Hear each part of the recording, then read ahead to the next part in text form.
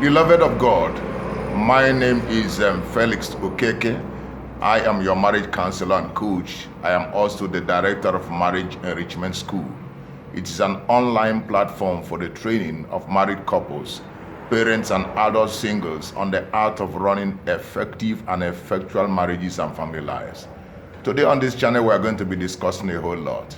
And I believe, God, that if you listen attentively, you'll be blessed. Get a pen and paper, sit back, possibly with your spouse, and pen down a few things. And if you observe one or two things that you desire me to lay more emphasis upon, please use the comment and send the comment down to me. And possibly at the end of this broadcast, please subscribe, and together we are going to do this. And I believe, God, that we are going to be enriched at the end. The subject we are discussing today is of vital importance, and that subject is called living and cleaving. Living and cleaving. I once attended a wedding ceremony, and just before the wedding, I heard the father talking to the daughter. He said, "My dear daughter, please, I and your mommy, we never really loved the man you have chosen as a husband, but we have to agree simply because you said that's the love of your life. As you are going into this marriage, please, if there is any headache or if that man gives you trouble, please remember your home. Come back immediately to your father's house." I felt aggrieved at such a comment because the man has invariably laid a solid foundation for marital failure for the daughter. The reality is that you have given your daughter an emotional challenge.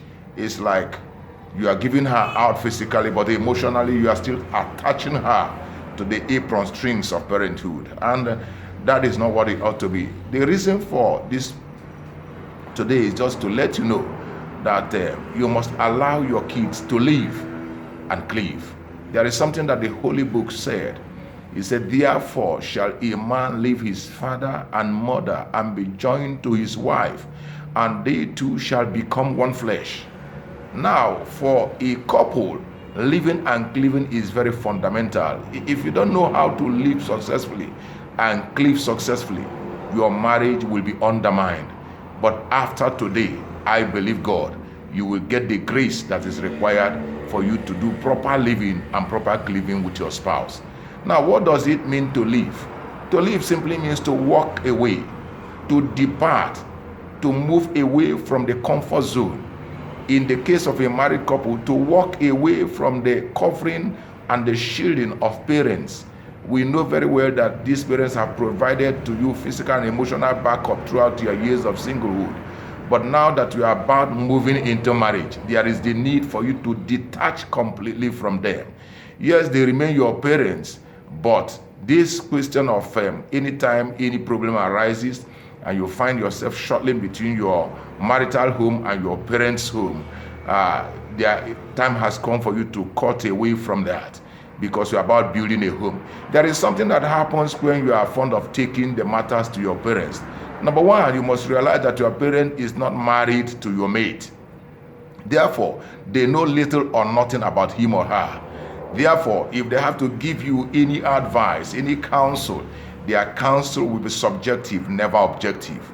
Secondly, anytime you take a matter to them, you are about to render it in a way that will suit you, not realizing that also your mate has a point.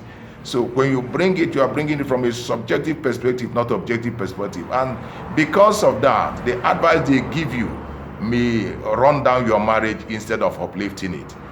Therefore, you are expected to cut away from their emotional setup. If you have a problem, you don't take it to them, you take it to a qualified marriage counselor who is able to sit with you and your spouse and give you the kind of advice that will make a difference in your marriage. So the capacity to live is very, very fundamental. I once met a couple that are having serious problems because the woman, the wife of the man, had serious attachment with her mom. She loved her mom so much that even after her marriage, she visits the woman, the old woman, continually, at least once or twice every week. But there was a challenge. Each time she comes back from such a visitation to her marital home, she brings with her all manner of woes, all manner of troubles, because the old woman, the old mom, succeeds always in planting some dirty things, in opening the weaknesses of her spouse unto her. So she comes back not a defiled, she comes back polluted, and anytime she comes, she brings trouble to her husband. When I came into that matter, I had to make sure that the husband have a way of detaching the woman from her mother. And what did I advise? Pick up your wife, take her to a different city, far away from the comfort of her mom, and then you see a different kind of woman. And that's what exactly that restored that relationship. So the capacity to live is very, very fundamental. I know of grown men who are married, and each time they have a problem, they take it to mom and dad, and they want mom and dad to tell them or to tell him or her what to do. It's not the ideal thing. When you have a problem, you sit back. That is why you have been called into that relationship. You become a leader. You take the leader's position. You sit back and weigh the options, and then you come back with a proactive result. So the capacity to live is very fundamental. Now that you know how to live, then what's the next thing? The next thing is to know how to cleave. Cleaving is very important. If you don't know how to cleave successfully, you are bound to also experience some serious problems. What does it mean to cleave? It means, number one, to share your views, your dreams, your visions, everything that you need to do, share it with one another, so that it gives both of you an opportunity to understand one another well. Both of you are co-travelers, joint hires in the grace of life.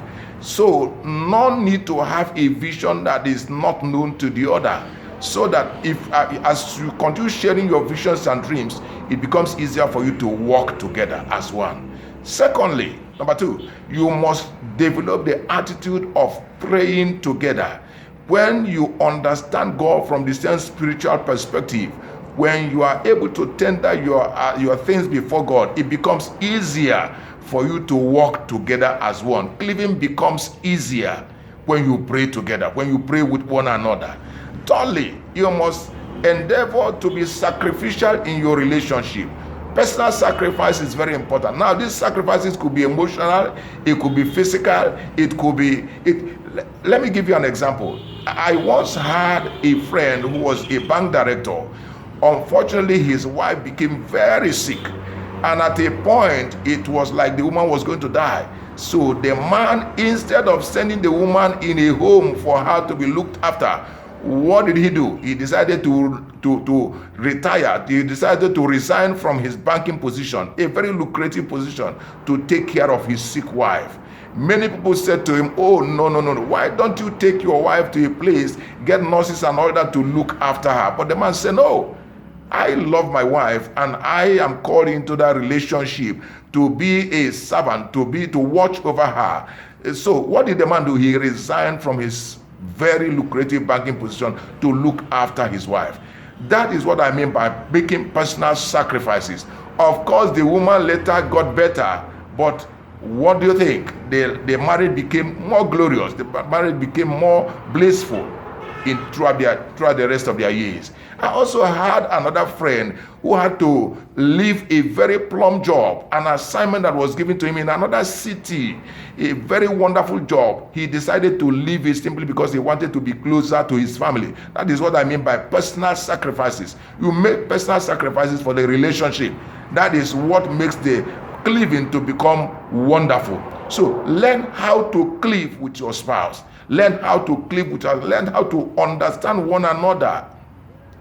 In the life that you are in right now, number 4, you must also realize that God has called you, both of you, to become part of his bigger plan upon the earth. God desires that both of you should become his ambassadors upon the earth. He has a big program. Therefore, bringing both of you together, both of you as just meant to be part of the bigger plan of God upon the face of the earth. So don't take your position as a husband or your position as a wife as simple, as ordinary. It is not just a mere chance meeting. It is something that has been preordained by God for a time as this. So learn to look at your at your life as it pertains to what God is about to do and what God is currently doing. If you see it from that perspective, then you would not take your relationship for granted.